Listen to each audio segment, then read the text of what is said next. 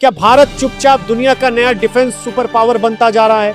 जिस देश को कभी अपनी सेना के लिए 80% से ज्यादा हथियार विदेशों से खरीदने पड़ते थे, वही भारत आज दुनिया के 80 से ज्यादा देशों तक रक्षा उपकरण पहुंचा रहा है। तो आखिर ऐसा क्या बदल गया और क्या भारत अब सिर्फ हथियार खरीदने वाला देश नहीं बल्कि वैश्विक रक्षा बाजार की दिशा तय करने वाला खिलाड़ी बन रहा है? आज की इस रिपोर्ट में हम इसी बदलाव की पूरी कहानी समझेंगे। भारत का सबसे बड़ा रक्षा परिवर्तन।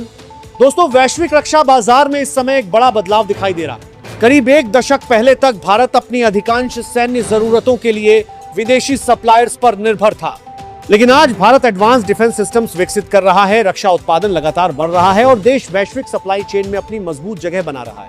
लेकिन सबसे बड़ा सवाल यही है, क्या ये केवल एक सरकारी नीति का असर है या इसके पीछे वर्षों से तैयार की गई एक बड़ी रणनीति काम कर रही है?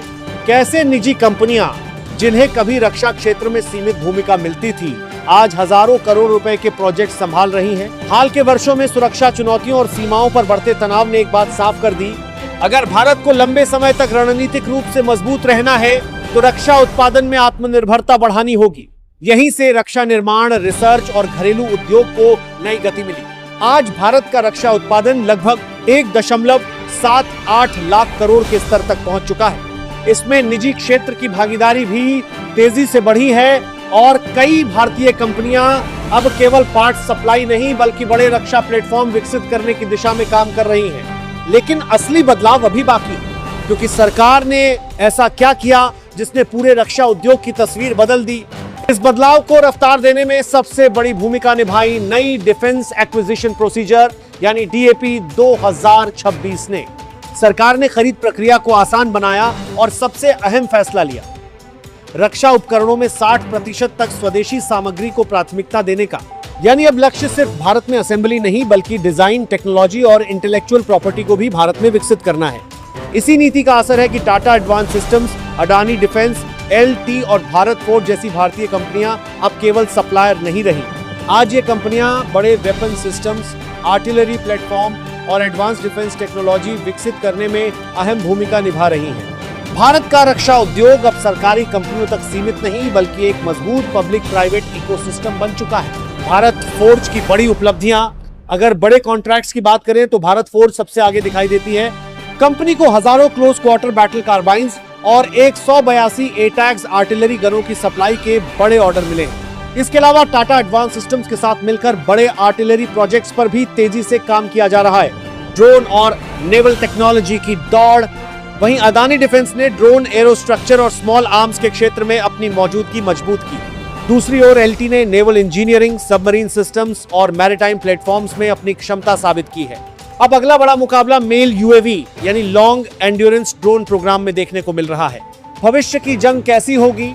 हाल के सैन्य अनुभवों ने यह साफ कर दिया है कि आने वाले युद्ध केवल टैंक और तोपों से नहीं जीते जाएंगे। Counter drone technology, electronic warfare, loitering munitions, यही भविष्य के युद्ध की दिशा तय करेंगे।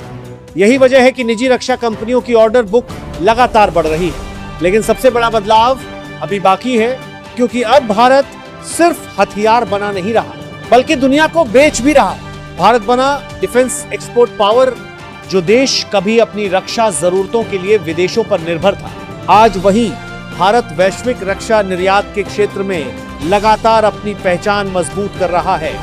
रक्षा मंत्री द्वारा साझा किए गए हालिया आंकड़ों के अनुसार भारत का रक्षा निर्यात 2014 के लगभग 700 करोड़ के स्तर से बढ़कर 39 करोड़ तक पहुंच चुका है। दुनिया खरीद रही है भारतीय हथियार। आज भारत में बने रक्षा उत्पाद 80 से अधिक देशों तक पहुंच रहे हैं। मिसाइल सिस्टम्स के components, rocket launcher, advance drone और विभिन्न रक्षा उपकरणों ने अंतर्राष्ट्रीय बाजार में भारत की विश्वसनीयता को नई पहचान दी है।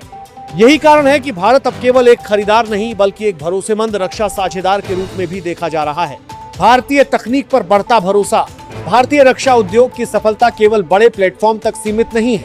ब्रह्मोस, पिनाका और अन्य स्वदेशी रक्षा प्रणालियों ने भारत की तकनीकी क्षमता को वैश्विक स्तर पर मजबूत पहचान दिलाई है। लगातार बेहतर प्रदर्शन और विश्वसनीयता ने भारतीय रक्षा उत्पादों के प्रति अंतर्राष्ट्रीय विश्वास को भी बढ़ाया है। इस बदलाव के पीछे सिर्फ बड़ी कंपनियां ही नहीं, सरकार की आइडेक्स जैसी पहल ने सैकड़ों स्टार्टअप्स और एमएसएमईज को रक्षा क्षेत्र से जोड़ा है। आज युवा engineer drone, artificial intelligence, robotics और नई रक्षा तकनीकों पर काम कर रहे हैं। यानी भारत का रक्षा इकोसिस्टम अब पहले से कहीं अधिक व्यापक और मजबूत होता जा रहा है। दुनिया क्यों कर रही है निवेश? वैश्विक वित्तीय संस्थानों की भी इस क्षेत्र पर नजर है। कुछ अंतर्राष्ट्रीय विश्लेषणों के अनुसार आने वाले वर्षों में भारत की निजी रक्षा कंपनियों की आय में तेज वृद्धि की संभावना जताई गई है।